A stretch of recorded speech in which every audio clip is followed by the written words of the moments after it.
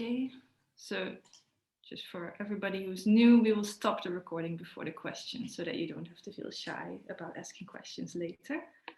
And it's my pleasure to introduce to you today's speaker, Professor Michael Graziano. Professor Graziano is a professor of psychology and neuroscience at Princeton University, where he leads the Consciousness and the Social Brain Lab. He's a very influential thinker in the neuroscience of consciousness world and has come up with pioneering ideas such as the attention schema theory, with which I'm sure many of you are familiar. Over the course of his career, he has also published various important books, such as The Intelligent Moving Machine, Rethinking Consciousness, a Scientific Theory of Subjective Experience, but also Billy and the Bird Frogs, as well as a number of other children's novels. There seems to be no limits to his creativity, and next to running a highly successful lab and publishing novels, he also composes chamber music, as you can see with the piano behind him. Today, Professor Graziano will tell us about why brain machines think they are conscious. Michael, the floor is yours. All right, thank you. Thank you so much. And thank you for inviting me to this wonderful forum. And I'm really happy to be here virtually talking to you about consciousness. And I apologize that I'll be looking down more than up at the camera because my screen, my notes are down, so I won't make perfect eye contact with all of you. This talk will be mostly conceptual. The study of consciousness is in a conceptual confusion and has been for decades. It's a science in need of a clear philosophical underpinning. So the most important thing I can do is to propose some conceptual order. I will get to experiments and data later in the talk, but first it will take me a while to lay out the underlying concepts. Otherwise, the experiments make no sense. And I really want to start from the ground floor and work up. I want to start by specifying what part of the problem of consciousness I'll be talking about. Scholars used to write about the stream of consciousness. Let's see if I can get my slides to advance here. There we go. Scholars used to talk about the stream of consciousness, thoughts, sensory impressions, emotions, decisions, memories, all of the stuff swirling in your head. William James defined the stream of consciousness in this way, and that's how people still colloquially think of consciousness, the swirling stuff in your head. But most people who study consciousness today focus on something else. You can make decisions both in and out of conscious experience. Consciousness is something that can attach to decisions, but doesn't always have to. You can process sensory information with or without consciousness.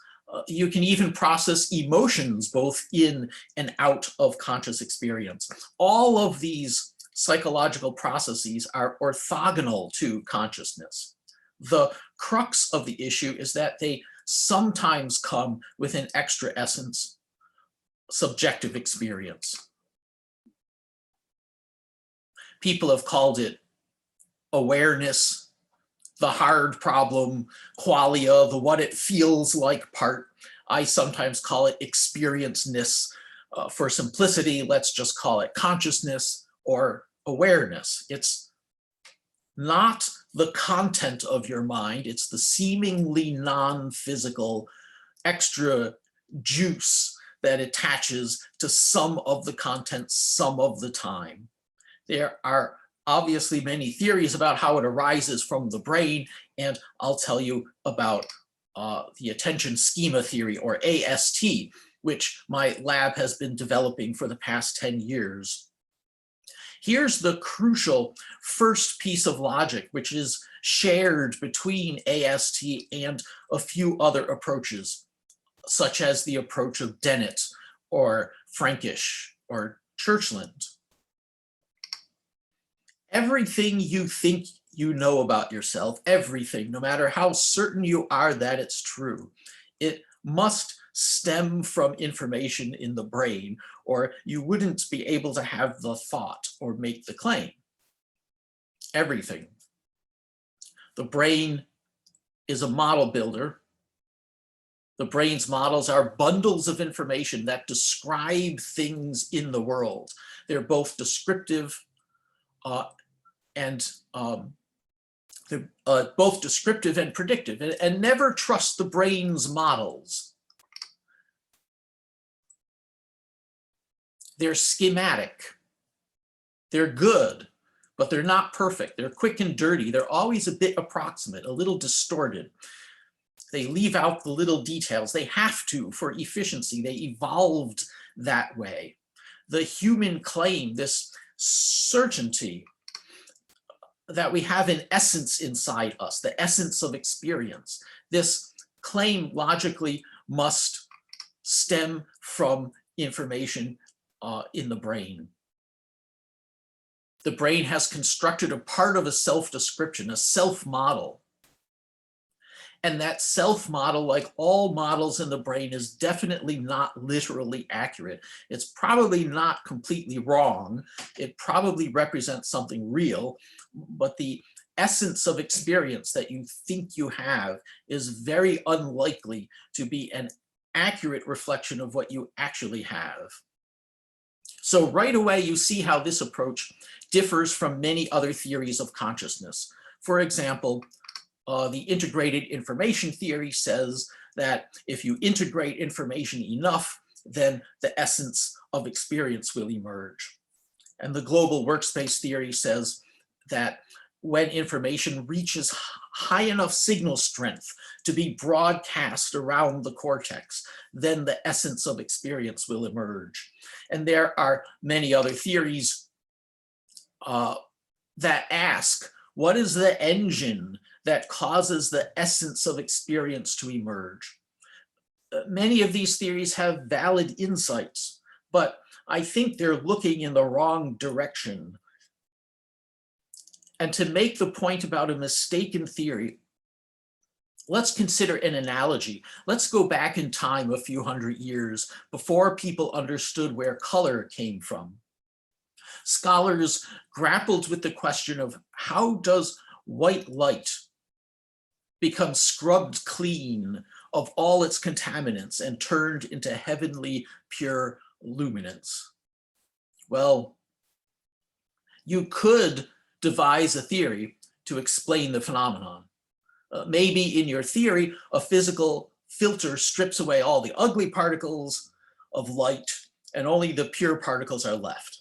But your theory would be wrong because it's explaining a phenomenon that doesn't exist as such. There is a phenomenon. White light is a real thing. One, white is a mixture of all visible wavelengths. Two, the visual system evolved to construct a simplified model of it. In that model, the luminance channel is set high and the color channels are set low. And three, our higher cognition gains at least partial access to the information in that lower level visual model. That's why before Isaac Newton came along, people thought white light was purified, why they were absolutely certain of it, to the point that it was absurd even to question it, and why we still can't help seeing it that way when we look at it, regardless of our intellectual knowledge.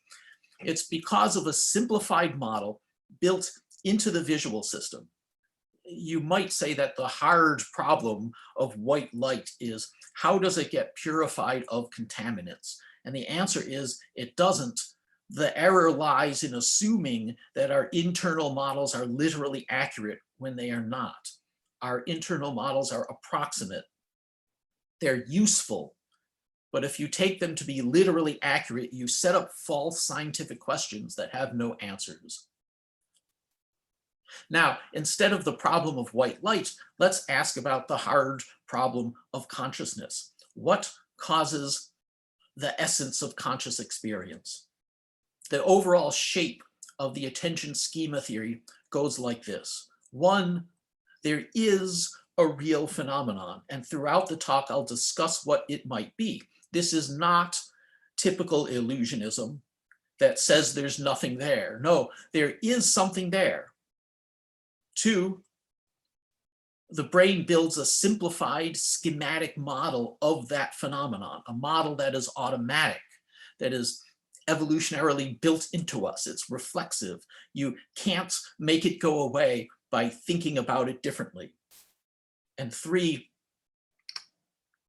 our higher cognition gains partial access to the information in that lower level model. As a result, our introspection, our intuition is captive to the distortions inherent in the model. The model both informs and, in a sense, misleads us. It contains information useful to the brain, but it also tells us that we have something physically incoherent, something intangible and mystical inside us. A good internal model doesn't need to be literally accurate. It can mislead us into all kinds of magical nonsense, but it should be pragmatically useful, adaptive.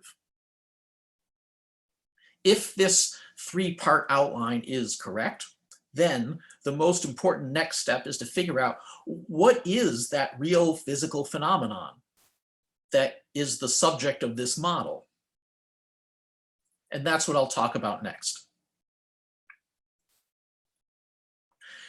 Since William James, more than 100 years ago, psychologists have noticed the close relationship between attention and consciousness, or attention and awareness, as it's usually called in this particular subpart of the field.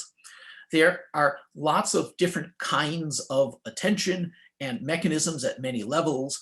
Let's focus on the cerebral cortex. There's a phenomenon in which signals passing through the cortex compete. Like local elections, some signals win, some lose. The winners gain in strength and affect more of the cortex. Sometimes a set of signals becomes so enhanced that a cascade happens, which is sometimes called ignition.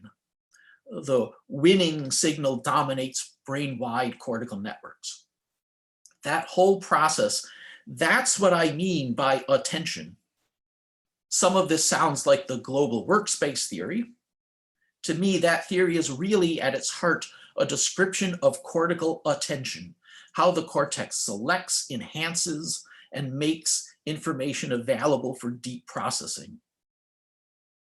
Attention allows the enormous resources of the brain to be deployed strategically instead of divided superficially among a million items. Classically, attention can be drawn to something exogenously, such as by a sudden movement, like a jumping tiger, or it can be directed endogenously, such as when a person chooses to focus on a thought or on a book.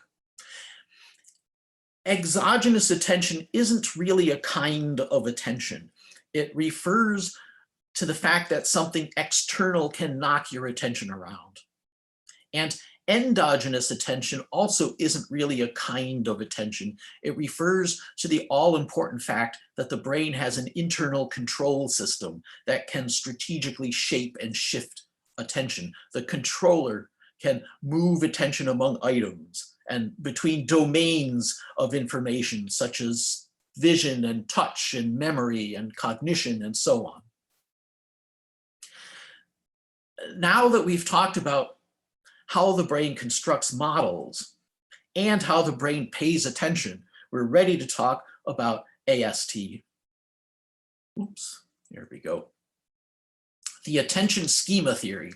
The core concept of the theory is very simple. AST proposes that the brain constructs a model of attention. This model is the attention schema. What does that mean? To clarify, I'll use an analogy. The brain constructs an internal model of the arm, a part of what is sometimes called the body schema. that model is a bundle of information. It both describes the arm in order to monitor it and predicts its behavior. Without the model of the arm, you can't control your arm very well. It's basic engineering, a basic element of control engineering. Just so, in AST, the brain constructs a model of attention, an attention schema. The model is constantly updated, a set of information that describes what attention is, what it's doing at the moment, and how it may transition into future states. This attention schema is both descriptive and predictive, and without it, the brain can't effectively monitor, predict, or control its own attention. All right, let's put this proposal in a more specific framework. Suppose you're looking at an apple and paying attention to it. What can you say about the apple? Well, it's green, it's round. This kind of information is built up in a visual sensory model in visual areas of the brain. Higher cognition has access to some of that information, and therefore you can think it and believe it, and ultimately you can say it out loud. This throughput from stimulus to cognition and speech is possible really only if you're attending to the apple, enhancing the signal processing.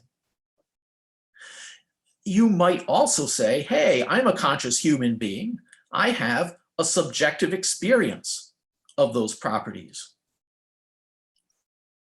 My mind has seized possession of the apple, made it vivid, and as a result, a benefit of subjective experience, I'm sure I'll be able to remember the apple for a little while, and I feel able to make decisions about it and react to it. These properties define what it means to be conscious of something. According to AST, people think and strongly believe they have these properties because this information is part of an automatically constructed model, the attention schema. And that model, that bundle of information, is a representation of attention. Higher cognition, what you think is true, what you claim to be true, is affected by both of these automatic low-level models. Remove this model, and you have a system that can still process the visual details, but there's no basis for the machine to think it has subjective awareness. Logically, it can't make that claim if it doesn't have the information on which the claim is based. And as we'll see later, removing the attention schema also cripples the machine's ability to maintain attention on the apple. It needs to know about its attention in order to regulate its attention. So in this case, the machine probably can't even keep this visual pathway open and responds to the apple very well either. You end up with a machine that does not deeply process the apple and also does not know what awareness is. Remove this model, and you have a system that does think it has subjective awareness, but it doesn't know anything about the apple, so it's not aware of the apple. To be aware of the apple, you need both. Let's suppose for the moment that something like this framework is correct. Awareness is the brain's internal model of attention, or rather, when we claim to be aware, when we describe the essence of awareness, we're describing our own attention, filtered through the brain's schematic, detail-poor, sometimes wrong representation of it. So what should we predict? Here's a series of 5 predictions, from very general ones to very specific ones that can be tested in the lab and have been tested, at least preliminarily. Prediction 1, attention should be something objectively measurable with electrodes or MRI or with behavioral measures like reaction times, because attention is a physical process, whereas subjective awareness should be something we attest to through introspection, because it's the brain's internal information about attention. This most fundamental distinction between attention and awareness should be true, and it is certainly true. Prediction 2, attention and awareness should have similar properties. If one is a model of the other, they should resemble each other. The awareness we describe should resemble the attention that scientists measure, like a statue of a person should resemble the original person. And this is strikingly true. They both have a focus, more on some items than others. They both move around, sometimes captured exogenously, sometimes directed endogenously. They both cover the same information domains, external sensory items or internal thoughts and memories. And most importantly, they both imply the same consequences. Attending to something and being aware of it both mean that you can understand it or process it, remember it, make decisions about it. In fact, attention and awareness are so similar that I would argue if you took attention with all its many complexities, its mechanistic details, spatial and object attention, exogenous and endogenous attention, inhibition of return, neuronal competition. If you took all that scientific complexity and you said, I'm just a regular primate in the jungle, I don't care about the scientific details, I'm going to create a cartoon sketch of attention that leaves out all the details and captures only the essence of what it's useful for. Well, I think that sketch would be suspiciously similar to the common account of awareness. In its properties, awareness looks like a detailed, poor model of attention. So prediction 2 looks like it is correct. Prediction 3, attention and awareness should usually overlap. When you attend to something, you should usually be aware of it. Inattentional blindness means that when you're not attending to something, you're probably not aware of it. If you're not attending to the gorilla running through the basketball game, you're not even aware of it. And many of you have seen that incredible classic demonstration of inattentional blindness. It shows that attention and awareness usually correspond, but not always, because the brain's models make mistakes, especially at the noisy threshold of detection. We should be able to dissociate the two, just like we can dissociate the arm from the arm schema. Your arm is in one place and the arm schema says it's in another place. That can be contrived in the laboratory. The model doesn't always faithfully reflect the thing it models. And just so, there are now literally hundreds of experiments that separate attention and awareness, including many from my own lab. Sometimes a person's attention is attracted to an object in the sense that cortical processing resources are focused on that object, but the person is totally unaware of the object.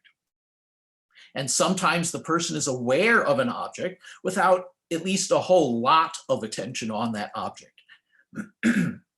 In this way, the two are pseudo-independent.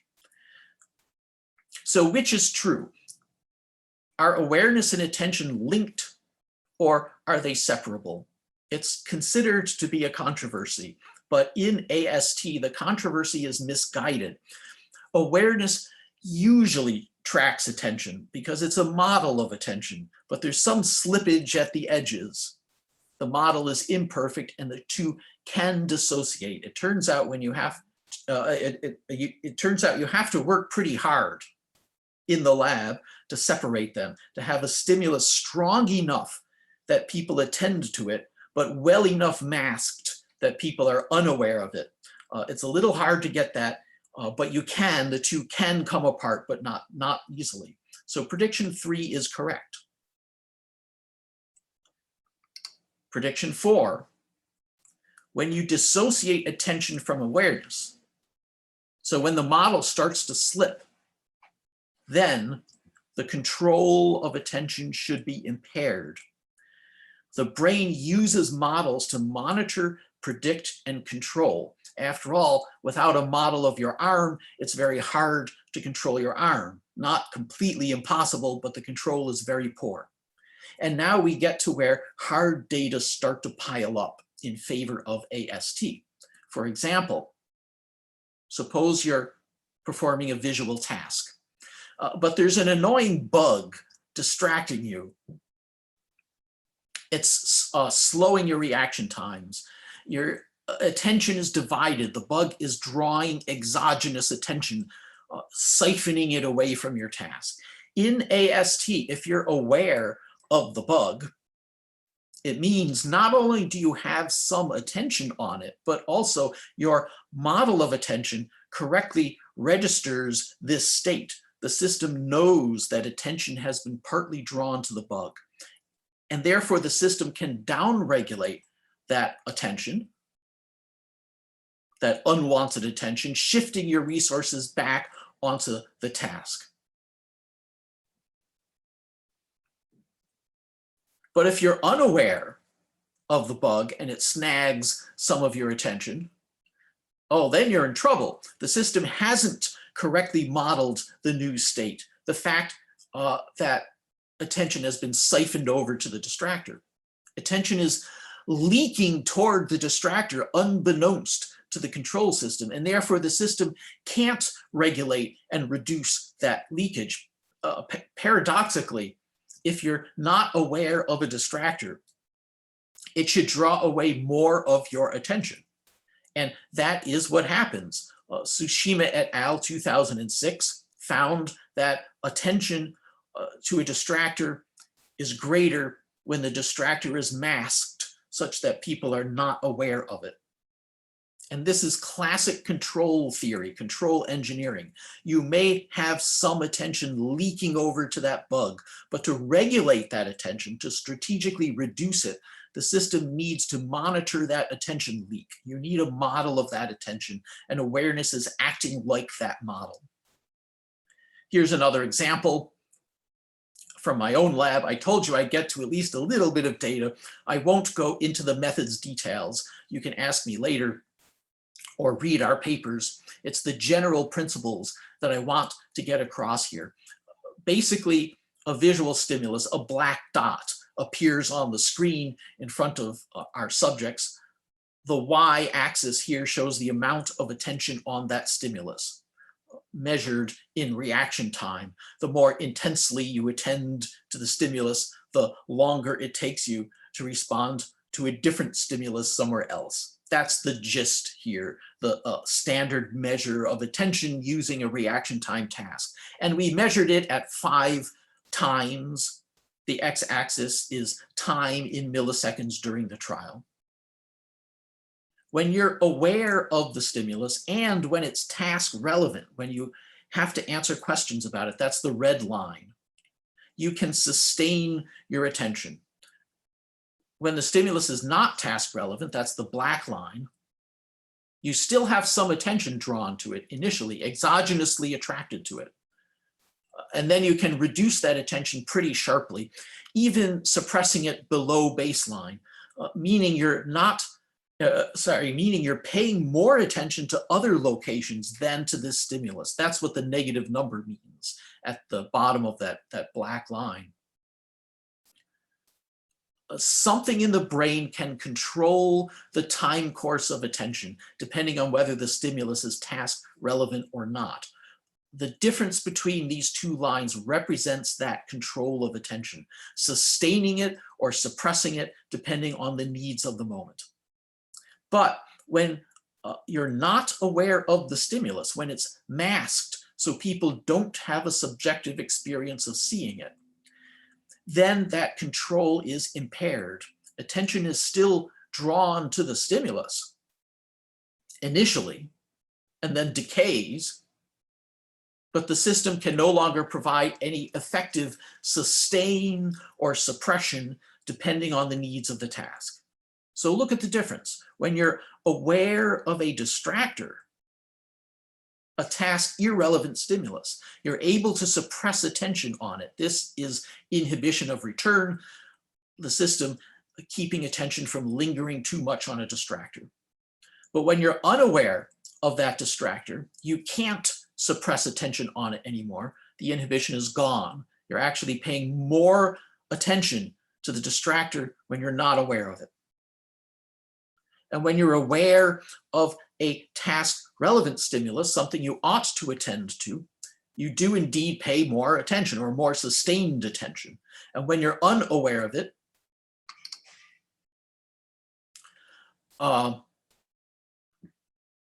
you pay only transient attention. And here you have the key relationship between attention and awareness, not that awareness and attention are always locked together. And not that they're totally independent either. No, the key relationship seems to be that with awareness, attention is controlled, and without awareness, attention is not controlled internally. We suggest that when you're aware of something, it means the brain has specific information that attention is on that something. And therefore the system can adjust that attention, making it bigger or smaller, sustained or transient, inhibited below baseline as needed. When you're not aware of something, the brain has no information that any attention has been attracted to that item, and therefore the control system can't regulate that attention. So in this view, AST, awareness tells the brain what its attention is doing, so the brain can control that attention. And we have many more recent experiments from my lab that make this point. Functionally, the relationship between attention and awareness seems to be that awareness is necessary for the good control of attention. But I won't describe those many studies here because this isn't really a data talk. That's there's a lot more interesting stuff to get into there, but I want to focus on the broad underlying concepts. How do all these tricky little lab experiments matter? Little spots on a screen and reaction times. And so what's the larger vision here? Well, let me put it this way. One of the challenges in consciousness research is that being conscious of something does not have many experimentally demonstrable benefits. Without subjective awareness of an object, people can still react to it. Under some circumstances, they can point to it and avoid walking into it and have their decisions and their words influenced by it. So does awareness have any definite purpose? We suggest, and the data suggest, that it does. Without awareness of an item, the control of attention with respect to that item collapses. We may have tested a few red and black spots on a screen, but the implications are vast. After all, any really intelligent behavior, creating a cognitive plan and executing it, like getting the jelly from the fridge and the knife from the drawer and spreading the jelly on the slice of bread. How do you do that? We know that you can reach for the knife without being aware of it. You can do each component by itself without specific awareness of the items, but you can't complete the full task unless you can direct a controlled sequential movement of attention from one item to the next. And the essence of a complex cognitive plan is the control of attention. And AST gives a precise account of how the control of attention depends on awareness. Now for prediction 5, the final one. So far, I've suggested that people construct a model of their own attention. The model is in some respects inaccurate, a kind of caricature, because it leads to the belief that we have a magic essence of experience inside us. But it's still incredibly useful Without it, the attention controller doesn't work right. We propose that people not only model their own attention, but during social interaction, they also model the attention states of other people based on observed cues like where the person is looking and body posture, what the person is saying. And our models of other people's attention should be just as magical and physically incoherent as our models of our own attention. We've done a lot of work on this, but I want to focus on one type of experiment. When you look at a picture of a person, it turns out that intuitively, without knowing you're doing it, you can't help seeing that person as having a subtle beam of mental energy emanating out of his head. The motion processing parts of your brain rev up.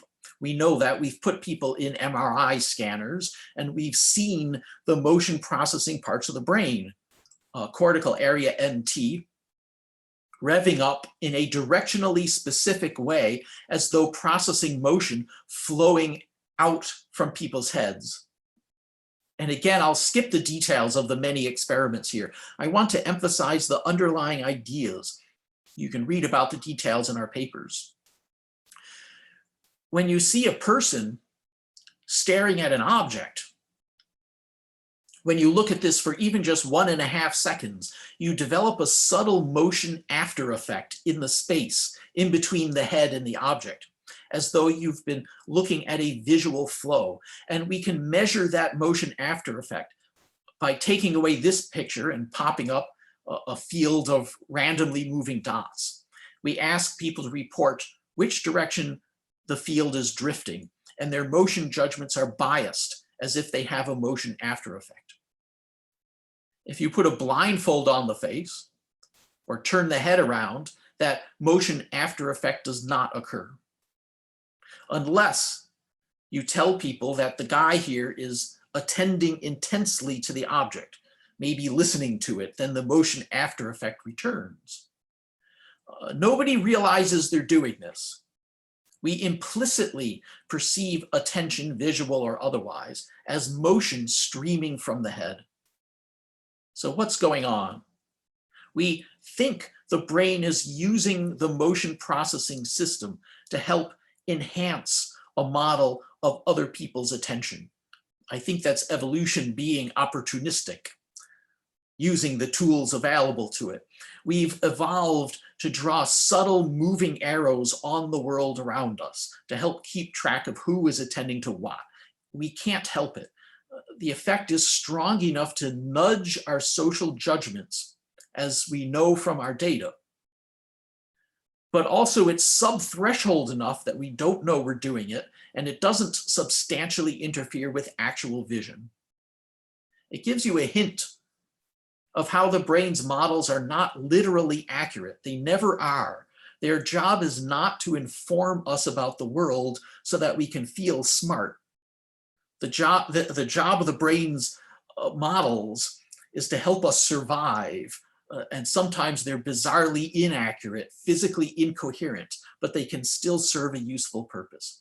And you can see how these natural inborn models bubbling up into our higher cognition might result in a cultural mythology about mental auras that are otherworldly, the energy essence of consciousness, the internal magic. So where is this model of attention computed in the brain? Probably in a network of areas. One area that seems to play a large role is the temporoparietal junction, or TPJ. I'll touch on it only very briefly here. This area is known to be involved in social cognition, in theory of mind. So it makes sense that it might be involved in modeling the attention states of others or of oneself. The TPJ is also classically involved in the control of attention, and damage to it on the right side can lead to the most severe cases of hemispatial neglect, a loss of attention and awareness on the opposite side of space. Here's an experiment of ours showing the cortical areas that are more active when people are aware of a visual stimulus versus when they are not aware of the same stimulus.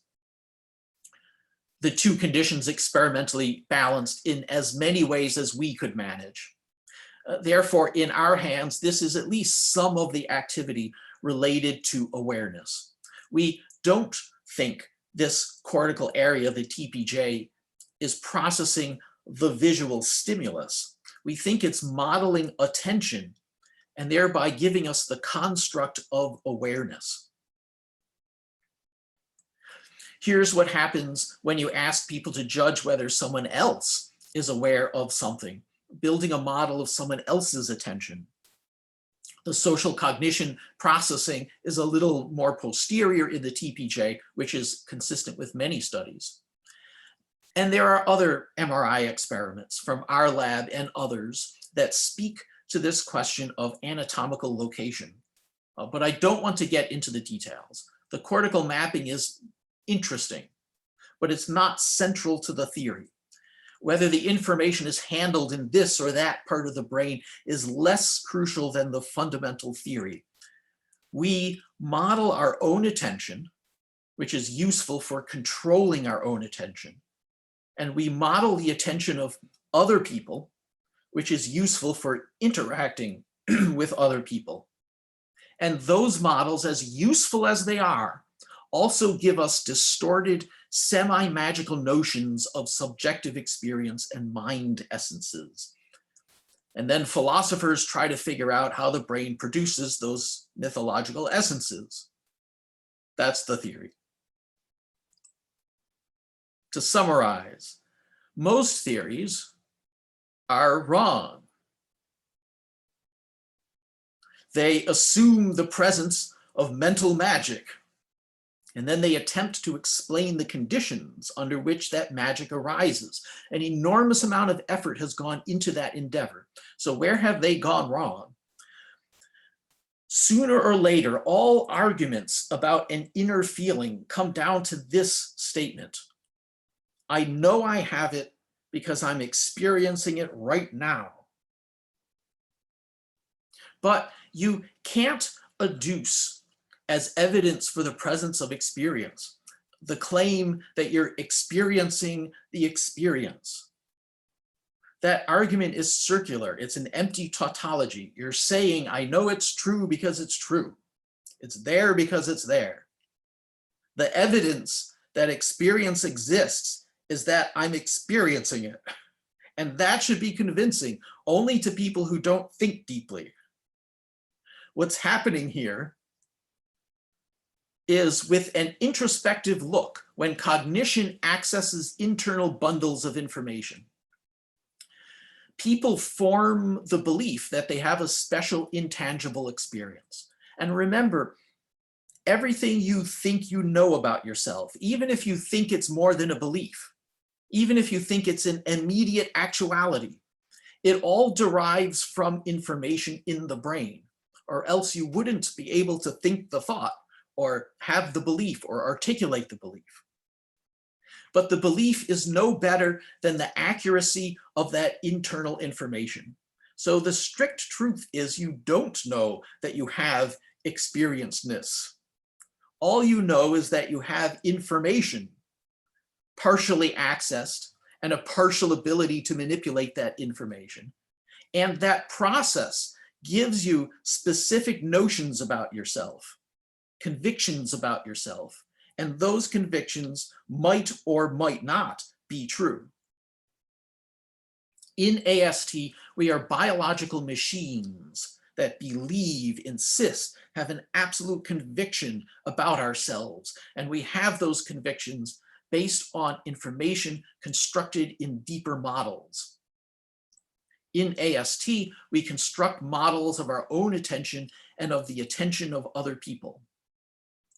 These models, being imperfect and detail poor, give us distorted, magicalist notions of subjective experience. And these models have a specific adaptive utility. They evolved for a reason. The model of one's own attention helps to control one's own attention. The model of other people's attention helps in social cognition, in understanding and predicting the behavior of others. And I hate to admit it, but we're trying to build these things artificially. We have a neural network project in the works. If you can build it, you can understand it. And we have some very nice, relatively simple models, but we're a long way from a computer that thinks it's conscious in the same way that we think we are. And with that, I think I'll stop there. And thank you all very much. Thank you. That was great. Let's all unmute ourselves to give Michael a big round of applause.